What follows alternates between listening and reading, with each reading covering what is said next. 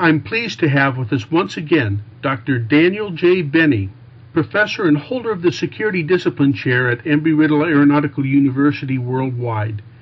Dr. Benny holds 2 master's degrees, one in aeronautical science from Embry Riddle Aeronautical University, and the other in security administration from Norwich University.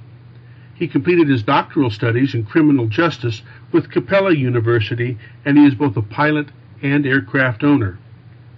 Last month, Dr. Benny wrote a commanding article on the effectiveness of the Aircraft Owners and Pilots Association's Airport Watch program. This month, he returns with his article that assesses the threat to security from terrorists' potential use of general aviation aircraft. Dr. Benny, welcome back. Hey, it's great to be here. It's always a pleasure. So, what do you think are the most plausible terrorist scenarios that we should all be aware of? Well, as it relates to general aviation security, and that's always been the big concern really since 9/11, is how can terrorists use general aviation to fulfill their goals or to make an attack within the United States? I think it's first we need to look at is what are the actual scenarios where general aviation aircraft could be utilized by a terrorist group, and look at the issues related to that, how difficult it might be, and what's the reality of methods being utilized. GA aircraft could be used, first of all, by someone just taking an airplane, either because they're a student pilot or they steal one and crash it into a building or some structure. And we've seen several of those, not really by terrorist organizations, but by individuals over the last number of years. And the consequence has been really not much destruction because GA aircraft is so light it doesn't really have that much of an impact into a building. The second scenario would be to take a general aviation aircraft, put some traditional explosives in it, and fly it into a structure and detonate the explosives.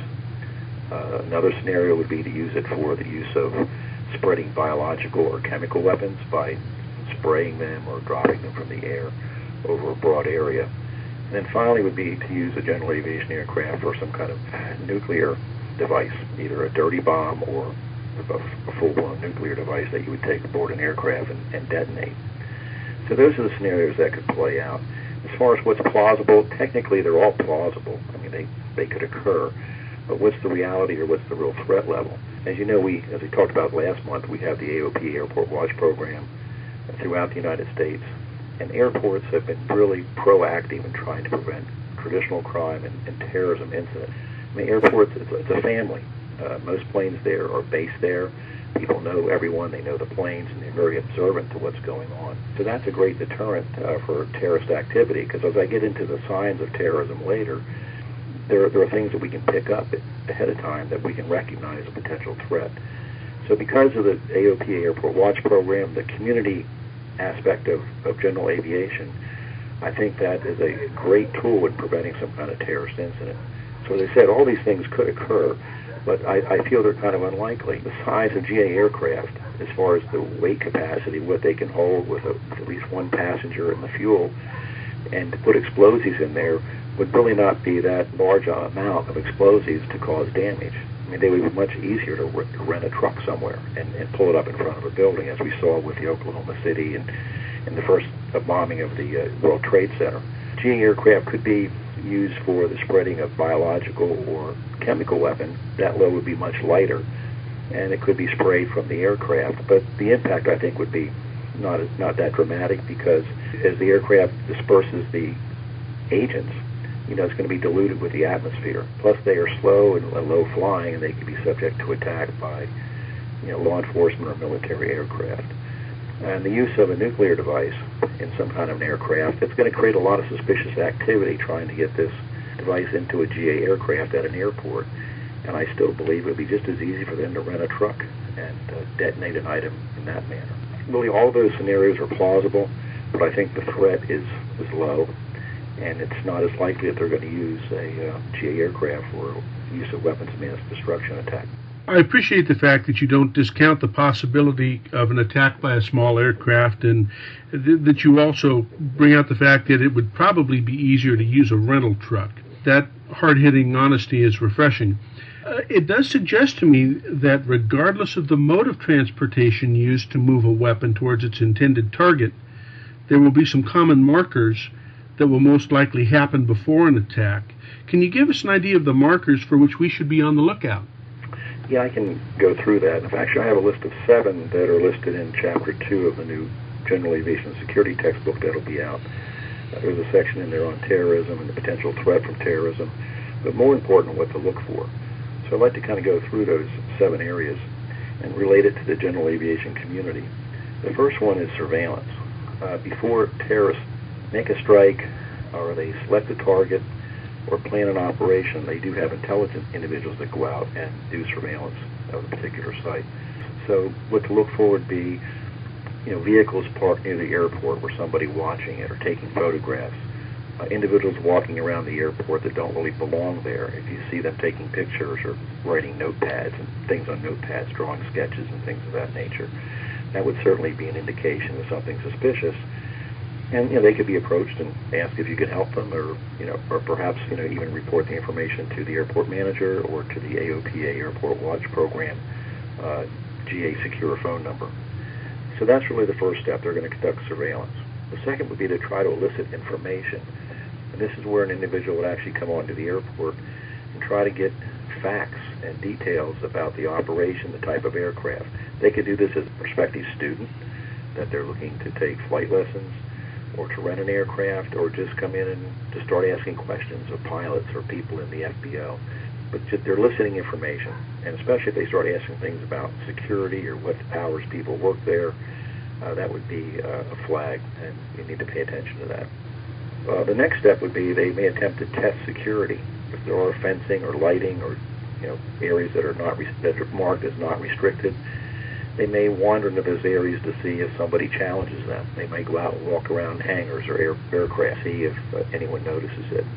And if they feel they can walk around with immunity, that would be something positive to them as far as selecting that site for an operation. The next area would be acquiring supplies for their particular operation. And a lot of those things may not be related to the airport. Those supplies could be weapons and ammunition or explosives and things which we would not see at a general aviation airport. But how that might apply at an airport, let's say there's people at the FBO that wear uniforms, maybe a certain type of polo shirt or some kind of work clothing. So they may try to acquire something like that by actually stealing some items or stealing name badges or some kind of badges from the airport. So if we see anything like that occurring where something is stolen, like uniforms or name badges, that would be an indication that maybe somebody is trying to blend in and look like they belong at that facility. And then the other one would be just suspicious people who don't belong. And this we would be able to notice really throughout all stages of this preparation, whether it's surveillance or elicitation or test of security, but suspicious individuals walking around the airport, observing the airport, asking the wrong questions.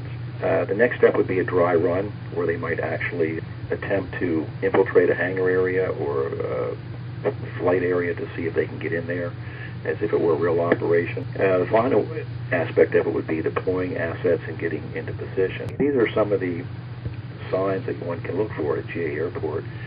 That would be an indication of possible terror surveillance or selection of that site to carry out a terror incident using GA aircraft. So it sounds to me like something that would be useful for FBOs and airport managers to do is to have crosstalk with their neighbors, neighboring FBOs and neighboring airports, to see if they're seeing the same kind of unusual behavior patterns. Yeah, I mean, communication is essential. And unfortunately, a lot of airport organizations and groups, they don't even want to discuss security that much. Everybody is concerned that if security is discussed, it's between the airports or the media gets hold of it, that the governmental agencies or TSA are going to make an issue and decide to regulate things. And that's an excellent suggestion, and that should be taking place. With different aviation groups and even local airports should be communicating with each other. What did you see, and is there anything that we can report? Now, Dr. Benny, you have a brand new textbook that's due to come out the end of August. In fact, I have a read-ahead copy here with me, and I look forward to providing a book review in the next edition of General Aviation Security magazine. Does your book go into these markers? Yeah, in Chapter 2 of the book, I talk about specific threats to and from general aviation, and I do discuss all the potential threats from terrorism, both against the aircraft and the FBO, or how a terrorist group could use the airport or the aircraft to facilitate some kind of terror incident. That's terrific. Well, Dr. Benny, thanks once again for your article and your thoughts today. Thank you. It's always great to be aboard.